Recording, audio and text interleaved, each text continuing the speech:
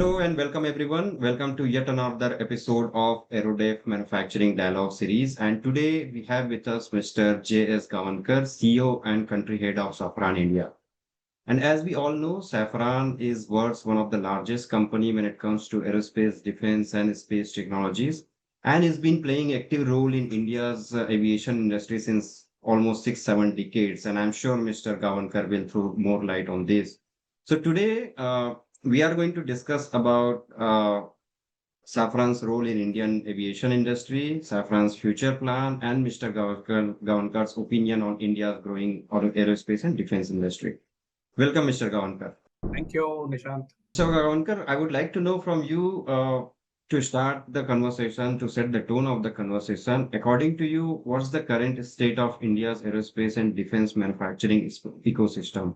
How do you see India? What kind of strength we have in India when it comes to manufacturing of aviation parts and components?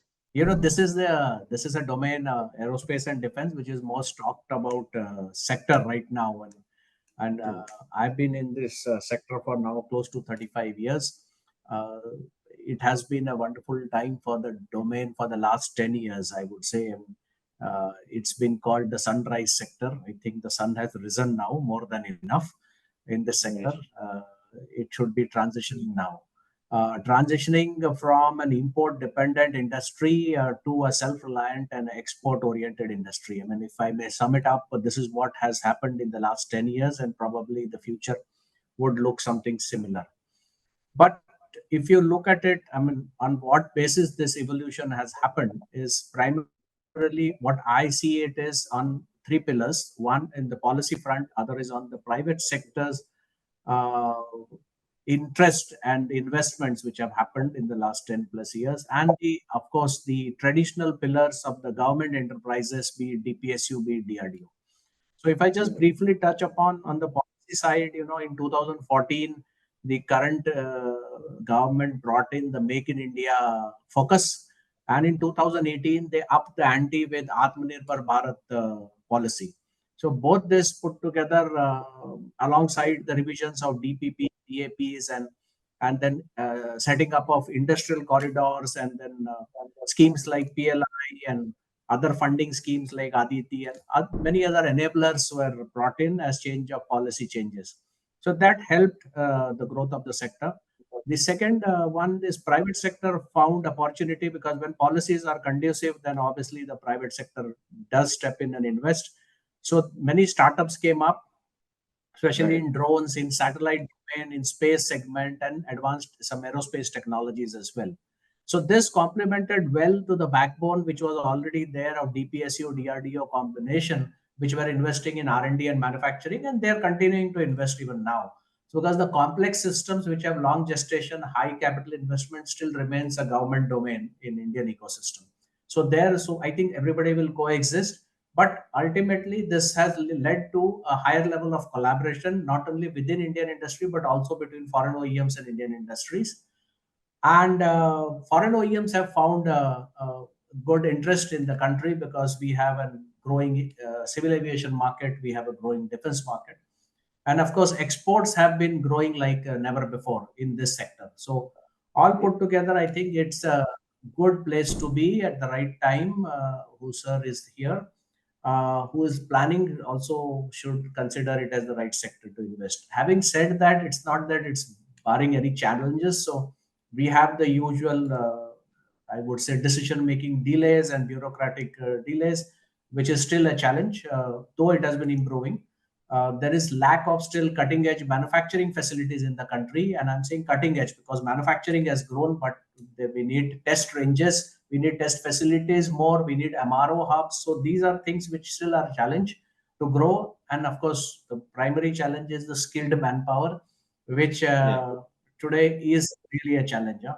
So, and overall, so these are three four major challenges I see. But even advanced sensors, semiconductors, avionics, engine technologies, supply chain depth, these are some things which have to be now evolved further as the phase two of this evolution of the sector in coming decade. So one decade past, now one decade in future, we have to plan. I think as a country, India has to plan.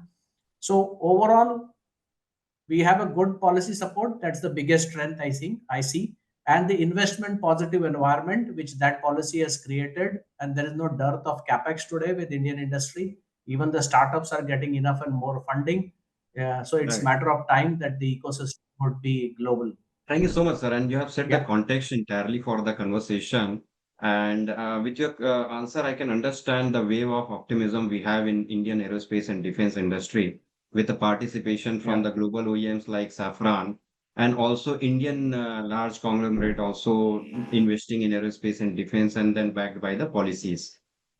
You spoke about some of the challenges in the bureaucracy and all. So, of course, there has been a great development in terms of Make in India, PLI scheme, defense corridors, and all. Is there any other thing you would like to say that can improve overall ecosystem from the policy front? Any suggestions to the government? So there is always a saying in India, "Ye dil mange more." So more the merrier, and the industry is always asking for better policies and revised policies and tweaking of policies based on the conditions and situations. And today is very dynamic. It's not even what you used to call is uncertain, volatile world. Today we are something called as the Bani world. So everything is brittle, everything is for the moment. So in on back of that, we need to rationalize few things, and I think government is also aware of it. There is a DAP revision right now undergoing. Industry is participating through CII and SIDM and those kind of bodies. I Ji. think there would be some changes which would come in, and what I feel is that maybe fast tracking of procurement process is one agenda in that domain. They want to have a real look at offsets, the management thing. They are looking at civil military synergy because it's a fungible capabilities, and then of course the scope and funding for new innovation. These are the things would if they can bring in the revision, I think it should overall help. Another thing could be that bit focus on special economic zones, I mean, dedicated aerospace based special economic zones and not a generic economic zones, along with some tax incentives and maybe faster single window clearance for such process could improve the export potential of India. Another probably a small ask from foreign OEMs like us could be that if we can be considered those who have invested for 74% or 100% as an FDI in a company in India. I mean, it is practically an Indian company, so it could be considered at par with an Indian industry for some of the contracts. Uh, with all the safeguards which they want to put in. And maybe, in today's world of a global supply chain reset, which has happened for various reasons, geopolitics being one of the major reason. I think if Right. we tweak the policies right now in this year, we could probably benefit the most as a country, and then India can become a dependable hub for aerospace and defense. Right, right. So you also mentioned that, policies like Make in India, PLI schemes and Atmanirbhar Bharat has helped the industry a lot. But do you think the Atmanirbharta can be achieved in the Indian aerospace industry entirely? Uh, as we know that MSME plays a vital role in any economy. आपको लगता है भारत के जो MSMEs हैं वो ready हैं critical component supply करने को to companies like Safran or many other global OEMs for critical parts? नहीं, it's a very valid question, Nishant. I mean, uh, globally, आप कहीं भी जाइए, you go anywhere, you will find that MSMEs are a backbone of the industry. So while there are larger conglomerates which amalgate things and consolidate and integrate, but the specialization where it comes from, the engine of growth in terms of GDP or job creation is actually MSME. So, Right. and I'm a firm believer that for us as a country, we will also need MSMEs to grow if the sector has to grow. You know, be it precision engineering, be it component manufacturing, tooling, subsystem development, anything, there are specialized MSMEs, and there is always a specialization need. So 15,000 odd, I think, if I'm not wrong, are the MSMEs working in the sector today in India, small and big put together. So what do they bring to us as a ecosystem is the agility required, because large conglomerates have inertia, but the MSMEs are very agile in terms of adopting new things. Innovation is their core. So that is a DNA of most MSMEs. I will say most. And then, of course, they become cost effective because they have a lean, mean structure to Right. execute. And these three things are the key competitive aspect to actually be in the global supply chain ecosystem. So your question of how they can be a supplier to global OEMs, obviously MSMEs by nature are supposed to be good competitive thing. Now the problem is that the MSMEs may not have the right technology, which the foreign OEMs can help them by guiding. That is how we do. We when we bring an MSME into our supply chain, we do a lot of hand holding, we do a lot of training, we align them to our global requirement standards, and then we have seen that they really grow with us. So that is thing.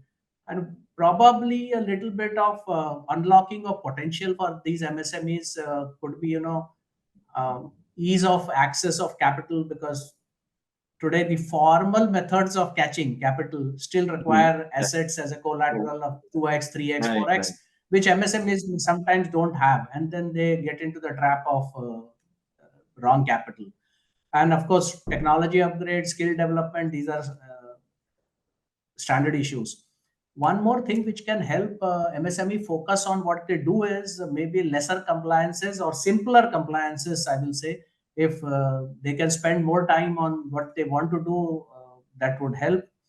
So in short, I said we need to have a targeted support. I mean, as the Okay. policy, targeted support. Even foreign OEMs like them, us, Safran or others, have to help these MSMEs build to global standards, because it is a win-win for both. So we also need those MSMEs and they need us. So I think the sector for this sector is going to be a good place to be. Great, great. Thank you so much for highlighting these aspects. Now, coming back to Safran's role in India. So we know that Safran has had a long-standing presence in Indian market. So could you please share some key milestone and the scale of your current operation in India?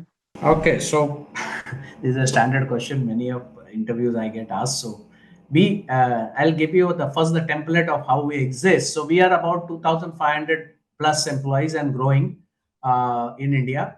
We have about 17 work centers today, spread over 7 different cities. Okay, Okay. and the work is across multi-domain. So multi-domain means that we work in civil aviation, we work in defense aerospace, we work in helicopter domain, we work in engine and MROs, we work on avionics, we work on space related aspect, we work on electrical systems and engineering activities we do in India. And we also have the global IT GCC for Safran out of India. So the Okay. space, I mean, there's a multi-domain operations which we are doing. Some of which, like you pick up bigger presence of us is in Hyderabad and Bangalore, where we do manufacturing, we do MRO. We have a training center for engine in Hyderabad, CFM training center, which is catering to Southeast Asia. We have IT support from Mumbai as well, from Hyderabad.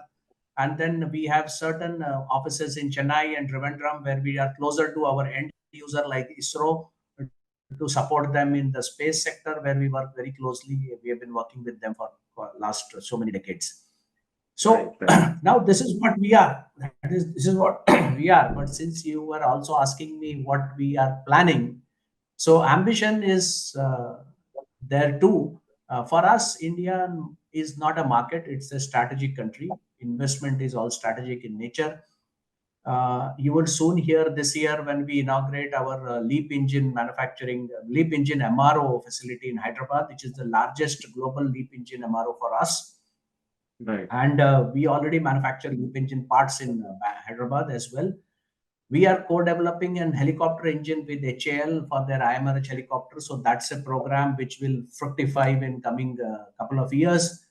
We are announced this year, early in the year, with the Karnataka government Invest Karnataka event, setting up an electronics manufacturing facility in Bangalore, which would be Okay. for global needs. Alongside that, we are also setting up a global electronics engineering facility in Bangalore. Okay. Something like 12,000 square meters would be production and 3,000 square meters area would be for engineering. We are scaling up on our space investments in India.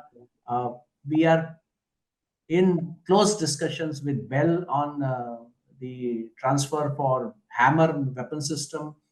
We Okay. recently announced at Paris so the military engine MRO for Rafale engine on M88. So I can go on and on. So that's why I said Yeah, yeah, yeah. Safran's scheme of things in India are more strategic than tactical. So we have a faith in we will be here in 2047 when India celebrates its 100 years of independence and probably would have achieved its aim of Atmanirbharta and a developed nation. So we will Very be there to deeply involved in celebrate the this. Indian aerospace and defense industry, I would say. Yeah. So, you charted out all the things that you have been doing and you have planned to do in future as well. So, when I talk about the sourcing strategy from India, how has Safran's sourcing strategy has evolved over the years? Are there any particular segment where India is becoming key supplier for your global programs as well? It could be Safran's, India facility, or it could be, sourcing from other companies in India for your global program. Sure, sure, sure. We have been sourcing in India for more than now 2, 3 decades, but of course, the scale of sourcing has now suddenly ramped up, and we are growing every year. The amount of suppliers we are adding to our supply chain or the quantity we are exporting out from India for our global needs. So, from a strategy perspective, we are looking at quality suppliers who can stay with us in the long term partnership. So they should be reliable suppliers, the MSMEs I'm talking about. And Right, where we right. find that there is a huge capex investment needed and there is a process which we need to control and things like that, or there are some other practical reasons, then we have also invested manufacturing facilities in India with 100% FDI of our own. So we have a Right, mix of right, strategies. So we source from MSMEs. We have our own production facilities in India, and we are right, also setting up joint ventures. So all three verticals of probably production are in being utilized by Safran. It's a mix right. of everything depending upon cost effectiveness, depending upon the robustness we need in that particular product or manufacturing, quality strength, and the whole underlying premise is that supply chain should align to global standards and it should do a make in India for the world. So it's not a make in India for India. It's make in India for India Right. definitely happens as a sideline, but it's for the world. So this is in nutshell the strategy for Safran sourcing. So your own Indian facilities, whether it's with partnership or your own, are also supporting your global programs as well from India. All our sourcing, all our JVs, all our 100% owned facilities in India are supporting India and globe. So you also mentioned about LEAP engine component facility recently. Can you talk a little bit more on that? What kind of scale you are looking at? What kind of numbers and such kind of activities you are looking at in So coming days? So Leap engine is the largest selling engine today globally. So Leap is a engine which is made by CFM company, which is a 50-50 joint venture between GE and Safran.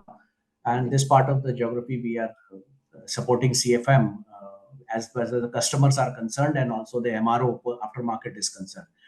So towards that, what we felt is the way Indian aviation is growing, the name aircrafts, because about 2000 plus aircrafts are going to be added in near about this decade or by 2032. So the engines are going to need MRO facility. Right now they go out of country. So we decided to set up LEAP engine MRO. It'll be servicing something like 300 plus engines per year.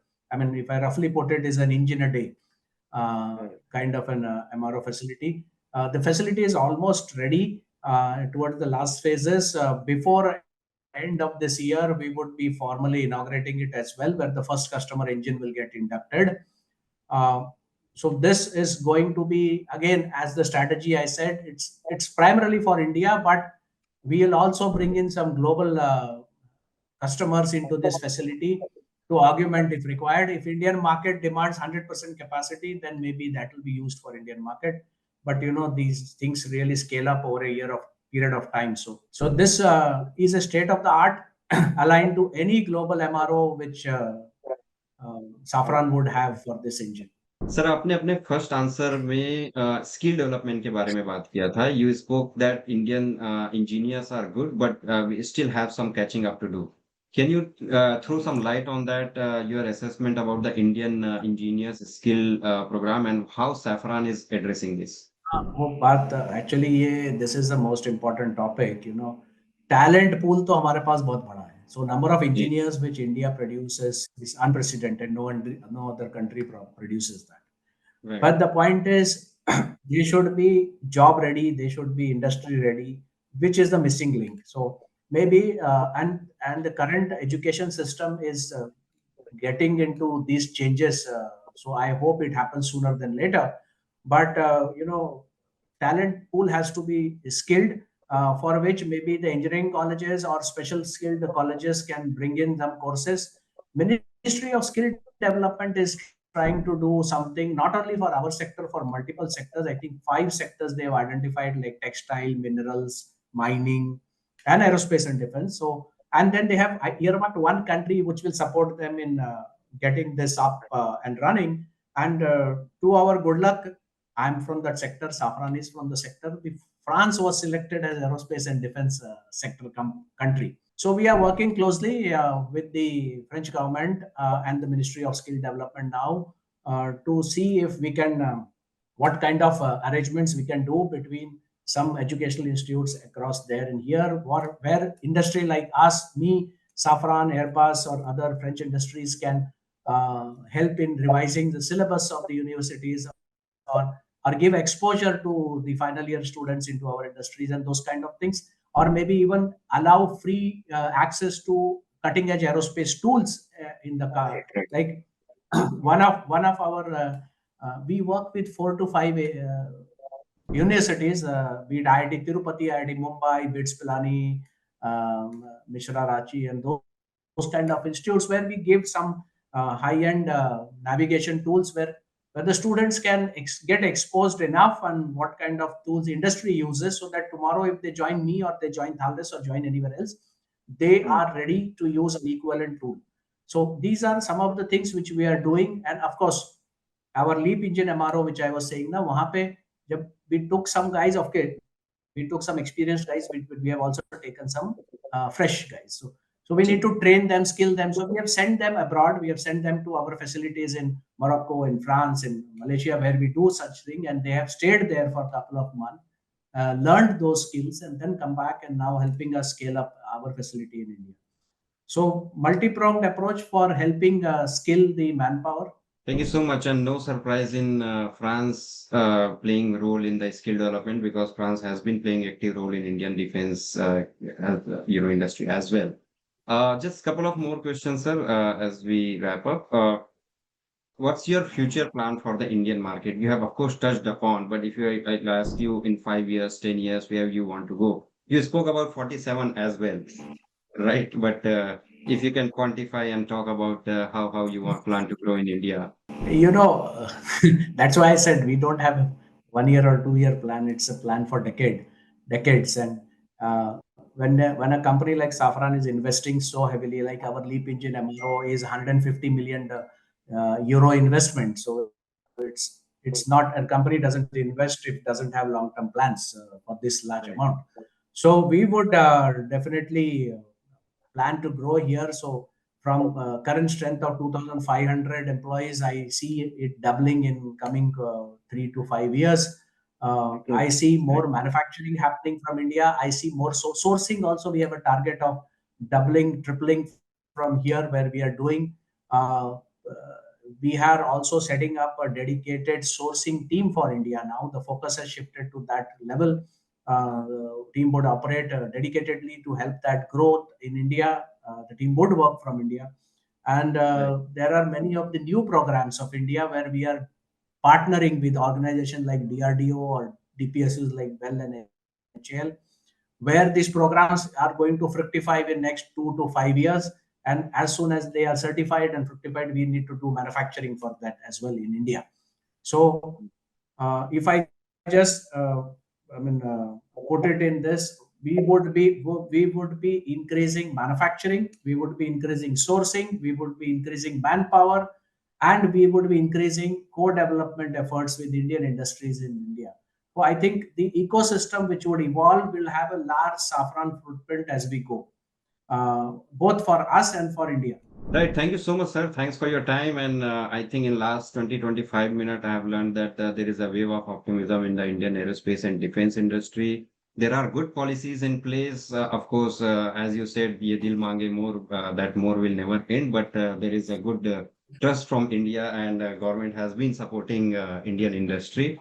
And Safran's role, of course, I think is one of the largest role played by any overseas OEM in India, I would say. Thank you so much for your time. Thanks to Safran for building the overall capability of Indian engineering in aerospace and defense segment. Thank you so much.